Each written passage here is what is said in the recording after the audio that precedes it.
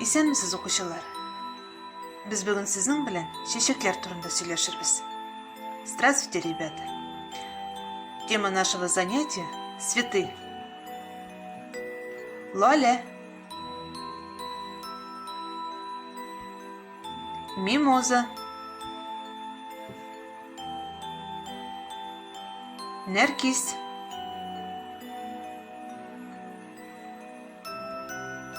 роза, күгәрчен күзе, ала миләүшә,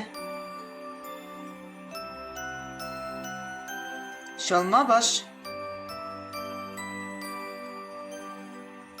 башкарай, әрем гөле,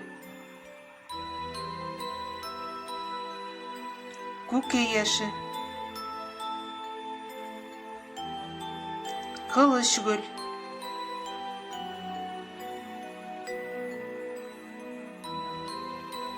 дәлия, сөмбел, канәфер чәчәге, кыңгырау чәчәк,